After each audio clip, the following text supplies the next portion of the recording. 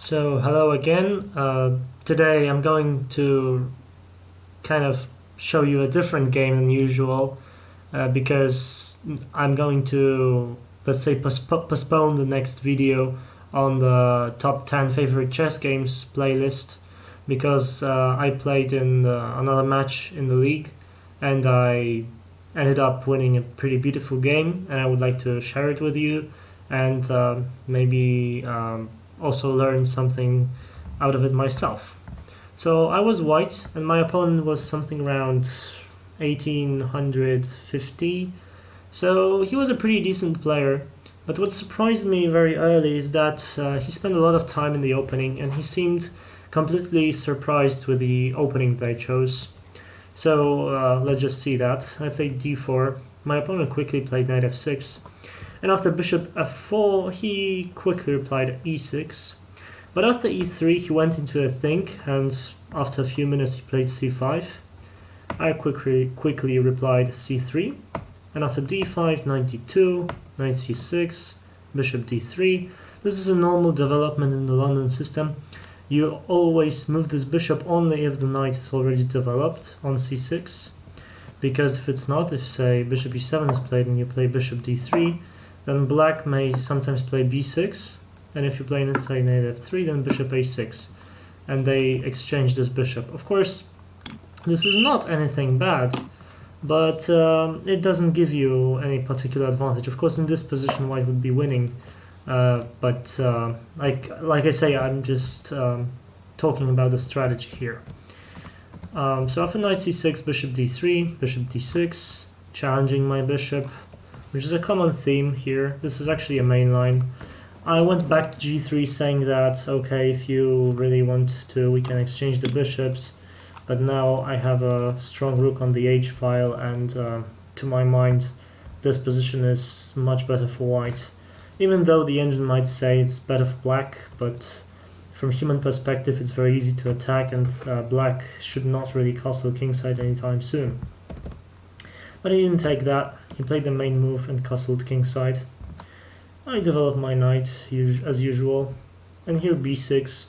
b6 is played with an intention of fianchettoing the bishop to b7 or to a6, so that it gets play, because in this position it's blocked by its own pawn. And right around here, my opponent was already down on the clock. He only had like 50 minutes or 55 minutes to my 1 hour and 30. And it's move 8. So he really spent a lot of time in the opening. It showed that he was really unprepared about this one. So I played e4, which is the main move. So you advanced in the center, you are threatening to play e5 and fork the pieces. And the correct reaction to this is actually d takes e4, and then to exchange everything. Now the bishop is putting pressure on the knight, so it's got to be defended. But after you take, it's taken back, queen a4. So again, the pressure is on this knight. Rook c8 can be played. Notice that if you really would like to, you can try to win a pawn, but of course, in this case, well, it's not really the best way to play. Actually, queen d3 here will be very strong, so don't go for that pawn. So in here, you just play rook d1 and take over d file. Black has to move away and you castle. And this is a position which I say is completely safe for white, who has more pieces, all the pieces developed, has a control of the d file, and has a more active position. So I'll be enjoying this one.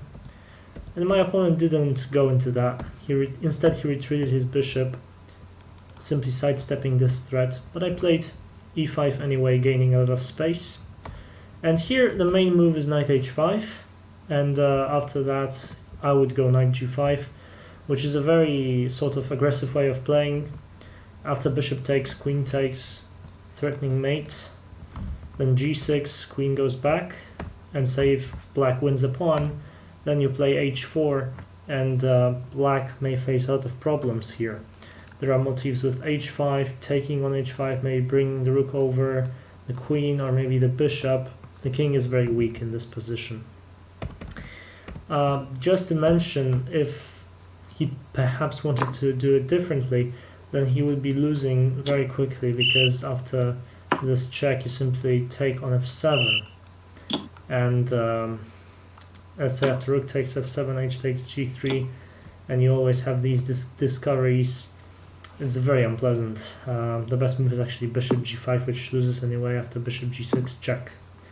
Bishop h6 and you take the rook. So very dangerous line. But my opponent didn't go for that. He played knight e8 instead, which is very passive, but it has to be said that his knight contributes to the defense of the king. So here I played a common move in the London system, which is h4. When your opponent has his pieces sitting on the back row and that are very passive, you really want to play this move h4, so that if you put something on g5, usually the knight, then he cannot never take it, because he opens the h-file, which gives you an enormous attack. So my opponent was a bit scared here and played f5, blocking my bishop. But in here I just took en passant, which I think is best, because I don't really need this pawn here. I would rather prefer having a knight on that square. So anyhow, I was thinking that he will take with a knight, and then I can play knight e5 maybe. And I would enjoy this position, because if he takes, well, then this position is slightly unpleasant, because his knight yet again has to go to some unpleasant square, and I always have this very strong attack, especially that now he does not have the f-pawn. So that's what I was thinking. But he actually took with a bishop, which really was unexpected. And I thought, well, definitely knight g5 was the move considered by me, because knight g5 is very strong, because not only does it attack two weaknesses in black's camp, but it's also not an easy task for black to move it away. For instance, if h6 is played, then I can play a move like queen h5. So black cannot really take the knight, because, well, this is just mate very quickly after king g8, queen h7 is checkmate. So that would be pretty uncomfortable for black, but I think that would be a good position for white, but maybe not winning one. That is why after bishop takes f6 I played a move which stunned my opponent, and he spent nearly the next 30 minutes thinking after this move. And I played bishop takes on h7, which in Engine's view is a mistake, but a very slight one. The position is equal after the bishop takes if black plays correctly. To some extent he did. Let's just see. Of course he has to take the bishop. If he doesn't do that, then he's just down a pawn and his position is terrible. So he took the bishop, and I played knight g5 check. In here, well, there are many possibilities. First of all, he could go king h6, say, trying to preserve the piece. But here he would be simply losing after queen to c2. And the queen is coming to h7. And if he tries to block it, then I can play h5, put even more pressure on it. And if he defends, it doesn't matter, because I take with a discovered attack from the rook. So he has to go back, check, king g8, and knight f7. So really the threats are so nasty. He has to give up the rook, and I take with check because the rook is defended, king f8, and now his position is simply so weak. The best move here given by the engine is bishop e5. What I saw on the board was just that I can take the knight, and after the queen takes I'm still totally winning after bishop d6, threatening some stuff like this, and I have time for everything. He will not manage to consolidate. All of my moves are actually pretty strong here.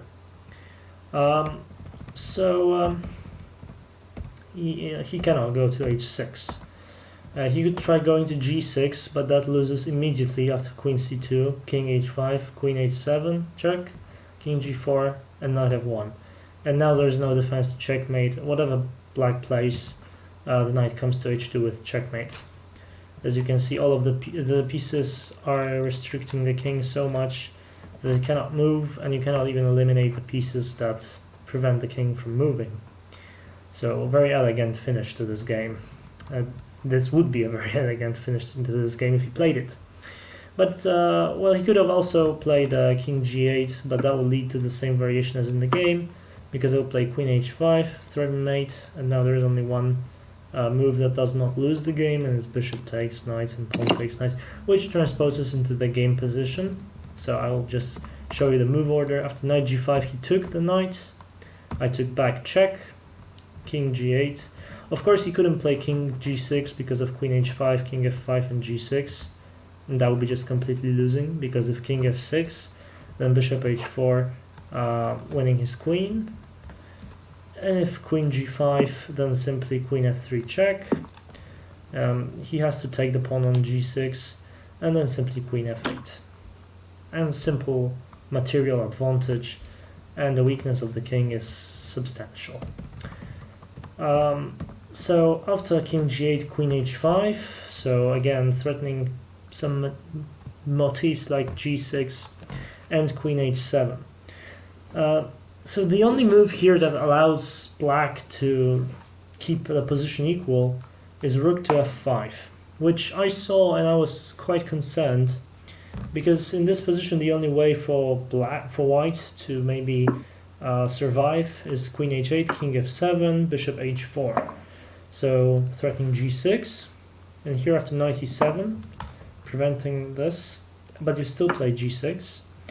And here knight takes g6, bishop takes d8, knight takes queen, and rook takes knight.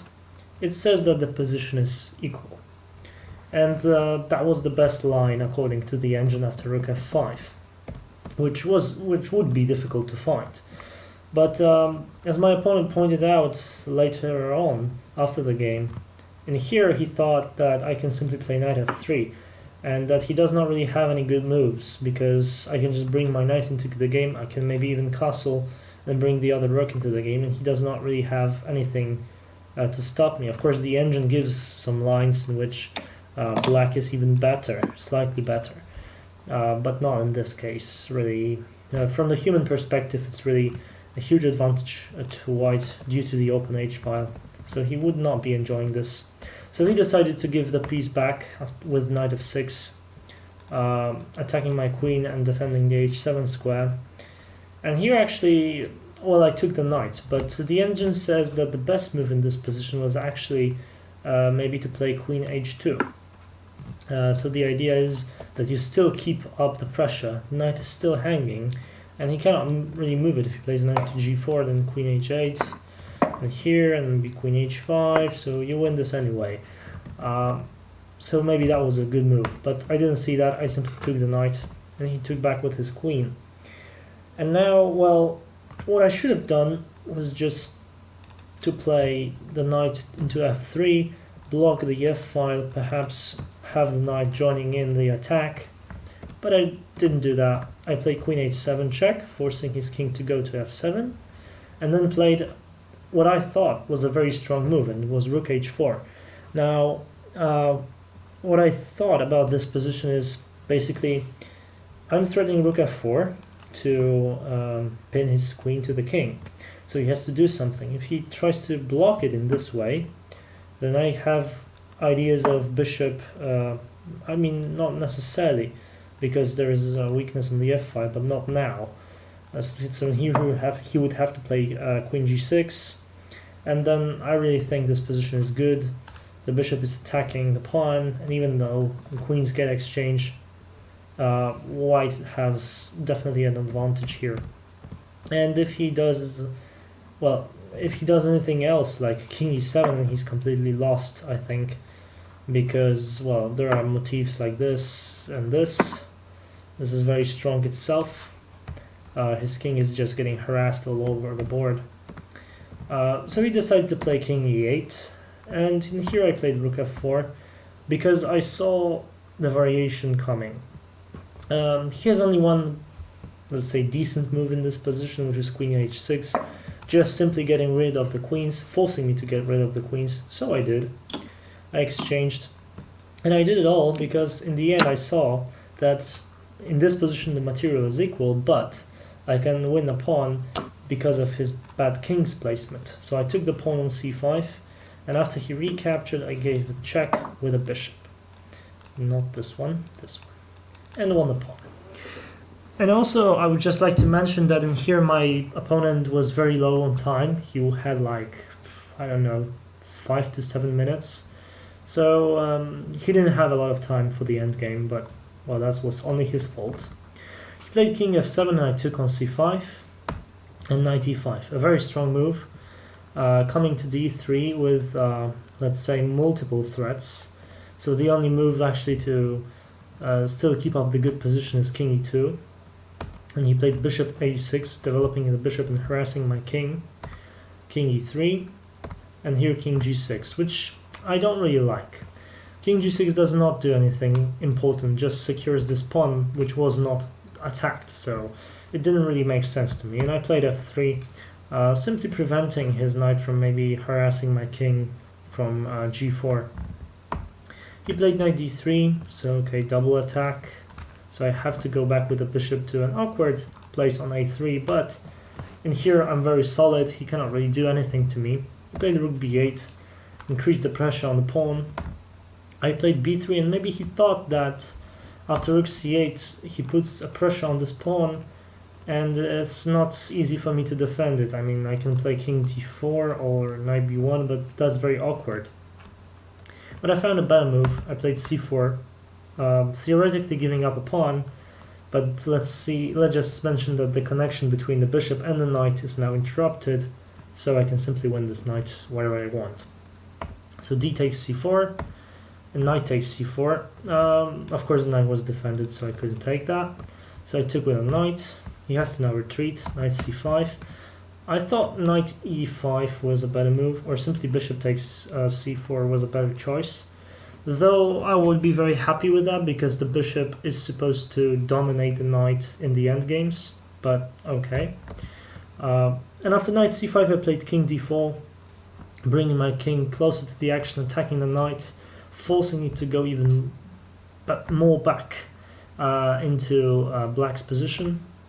Rook d1, getting the rook e1, sorry, getting the rook into play, attacking on d6 square.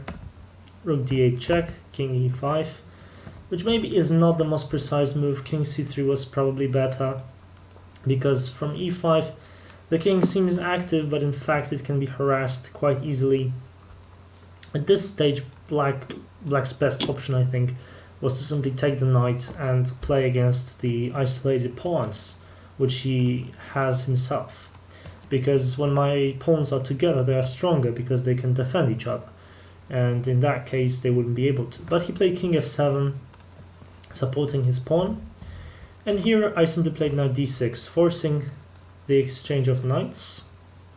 Very logical.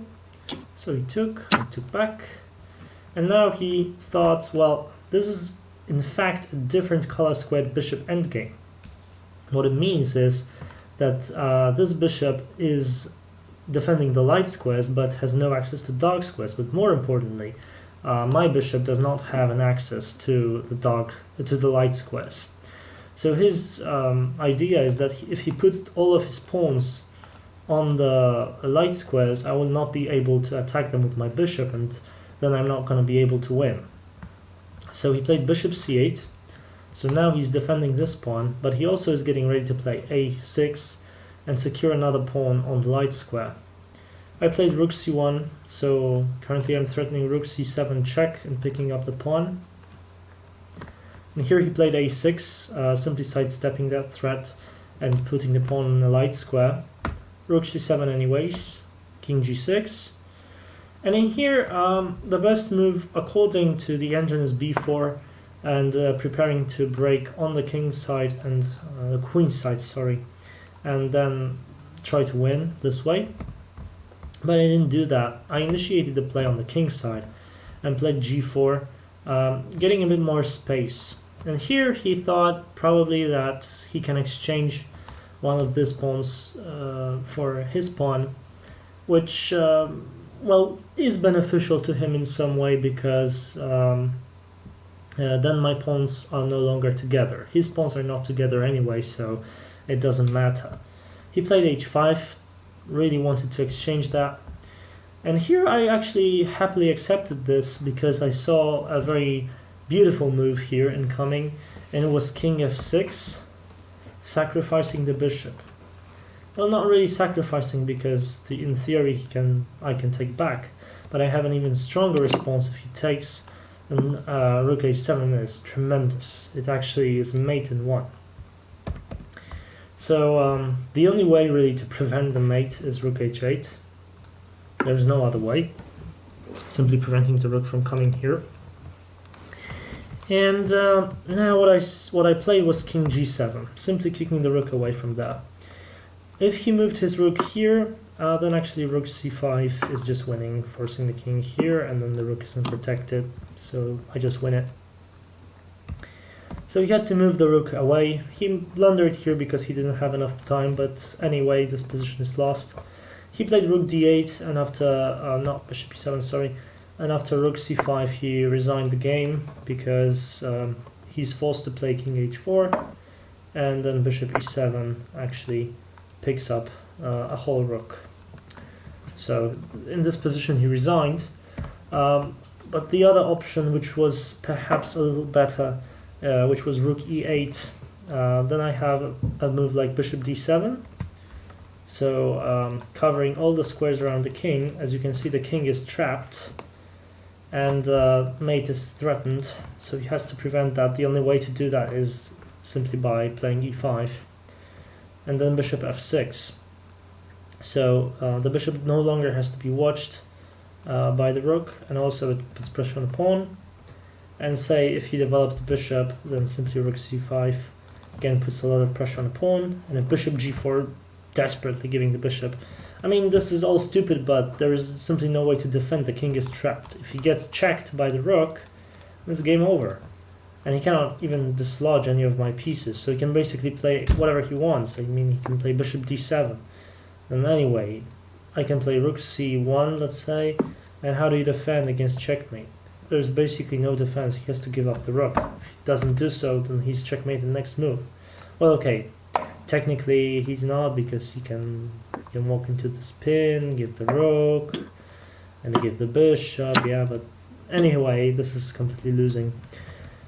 So I hope you enjoyed this game. I think it was very well played by both sides, actually, especially in the opening. Very interesting variations we chose, and this sacrifice that I made, which was not particularly I mean, it was very dangerous, but it was not like in a computer way of thinking the best move, because it only led to an equal position. But in fact, it gave me a huge initiative, which then allowed me to win the game. So I hope you got something out of it, and see you in the next video. Bye.